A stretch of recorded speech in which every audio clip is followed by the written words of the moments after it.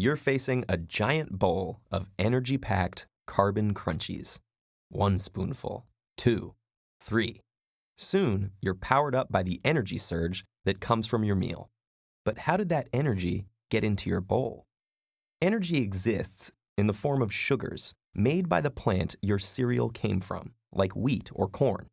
As you can see, carbon is the chemical backbone, and plants get their fix of it in the form of carbon dioxide, CO2, from the air that we all breathe. But how does a plant's energy factory, housed in the stroma of the chloroplast, turn a 1-carbon gas like CO2 into a 6-carbon solid like glucose? If you're thinking photosynthesis, you're right. But photosynthesis is divided into 2 steps. The first, which stores energy from the sun in the form of adenosine triphosphate, or ATP. And the second, the Calvin cycle, that captures carbon and turns it into sugar. This second phase represents one of nature's most sustainable production lines. And so with that, welcome to the world's most minuscule factory. The starting materials? A mix of CO2 molecules from the air and pre-assembled molecules called ribulose bisphosphate, or RUBP, each containing 5 carbons.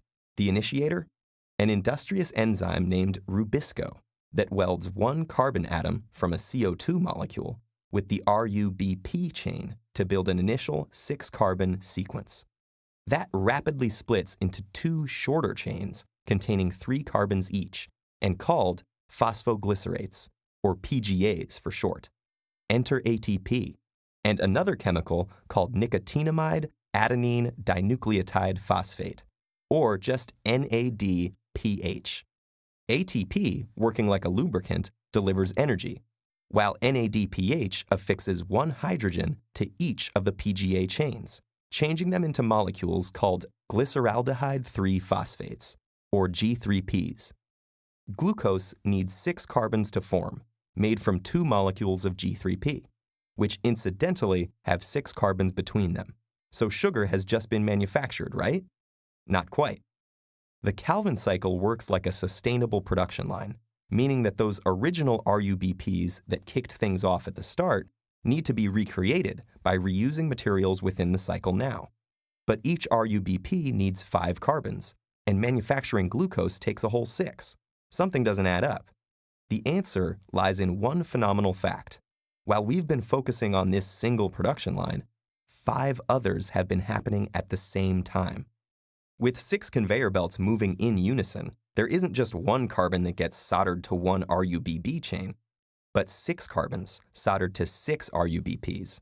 That creates 12 G3P chains instead of just 2, meaning that altogether 36 carbons exist, the precise number needed to manufacture sugar and rebuild those RUBPs.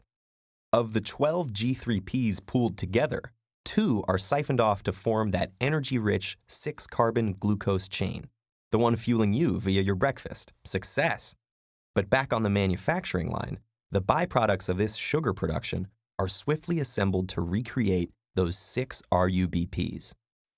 That requires 30 carbons, the exact number contained by the remaining 10 G3Ps. Now, a molecular mix and match occurs. 2 of the G3Ps are welded together, forming a 6-carbon sequence. By adding a third G3P, a 9-carbon chain is built. The first RUBP, made up of 5 carbons, is cast from this, leaving 4 carbons behind. But there's no wastage here. Those are soldered to a 4th G3P molecule, making a 7-carbon chain. Added to a 5th G3P molecule, a 10-carbon chain is created, enough now to craft 2 more RUBPs. With 3 full RUBPs recreated from 5 of the 10 G3Ps, simply duplicating this process will renew the 6 RUBP chains needed to restart the cycle again. So the Calvin cycle generates the precise number of elements and processes required to keep this biochemical production line turning endlessly. And it's just one of the hundreds of cycles present in nature. Why so many? Because if biological production processes were linear, they wouldn't be nearly as efficient or successful at using energy to manufacture the materials that nature relies upon, like sugar.